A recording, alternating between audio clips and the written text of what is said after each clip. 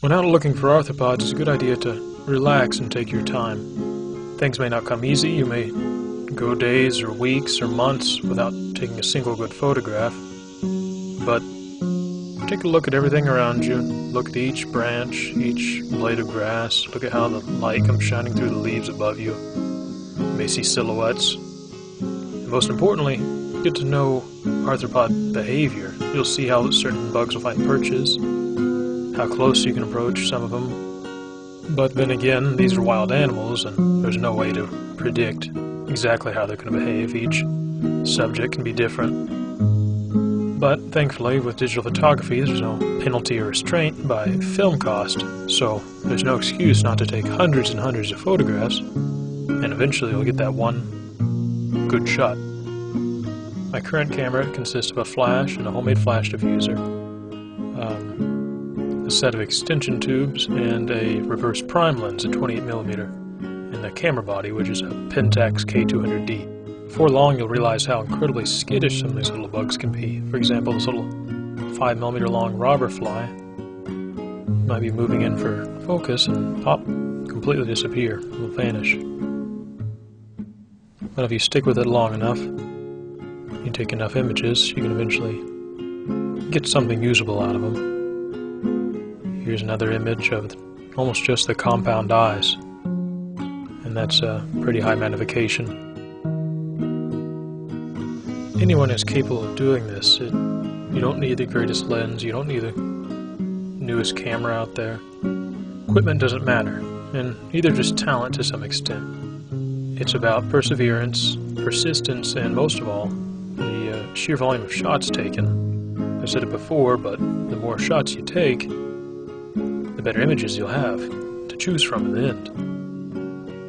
And some bugs are just fairly cooperative. Horseflies sometimes don't mind you getting a little bit close to them or bugging them too much.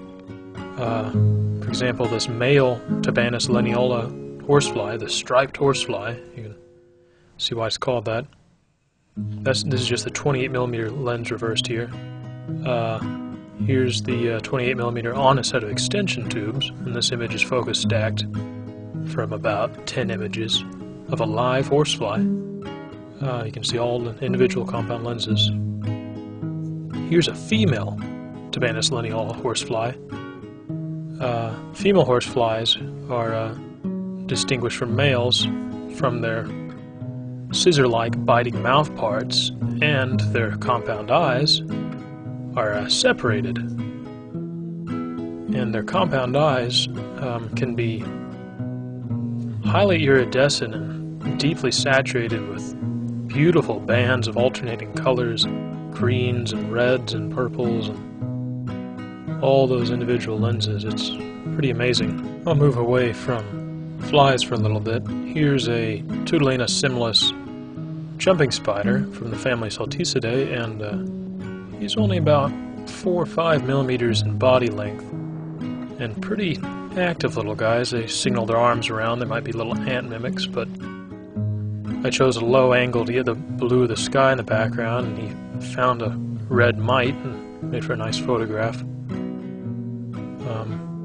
Here's a young Phidippus jumping spider, and they'll find things to eat, and once they reach adulthood,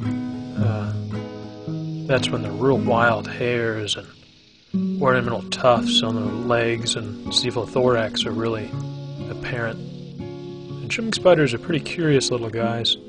They'll investigate things, and they love jumping on the camera lens, looking at the reflection. Here's an adult male Phidippus putinami jumping spider, and in terms of coloration and ornamentation, it's beautiful. The eyes of jumping spiders are,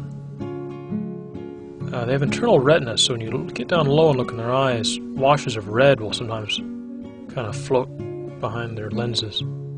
Here's an adult female Phidippus mysticeus jumping spider with pretty amazing tufts of hair on the cephalothorax. Here's an adult male Phidippus mysticeus jumping spider with interesting coloration and markings. Here's a little Habernatus coacatus male jumping spider hanging out some red leaves, showing off his red fangs. That's the abdomen of a Phidippus apachianus jumping spider, and those guys are velvet ant mimics. And here's a female Phidippus putinami jumping spider, and zooming in on her anterior median eyes, which are quite clean and highly reflective. You can see my fingers pulling away a leaf. This is a Paraphidibus aurantius jumping spider with pretty massive glycerine fangs. A leafhopper, a pink color variation. We usually see deep blue on this species. That's zooming out from the compound eye of a pretty decent sized damselfly. And you see in the center of the head there are the simple eyes, which are different than compound eyes. The mouth parts of dragonflies can kind of make it seem as though they're smiling sometimes. Here is another species of Tabanus horsefly. It's a female, and I don't know which species it is. They all look the same to me. They're difficult to distinguish one from another. That is the pseudopupil beneath the compound eyes of a Stagmomantis carolinus mantis. And pretty alien looking. That's a Triorla interrupta robberfly feeding on a dragonfly. And those are some pretty large insects. This is a Vespula squamosa, also known as the southern yellowjacket queen, or wasp. So in conclusion to all this, macrophotography is time-consuming and difficult and physically exhausting, but it's not just for a select group of people. It can be relatively inexpensive. You don't need that great of equipment, and it just takes patience and time.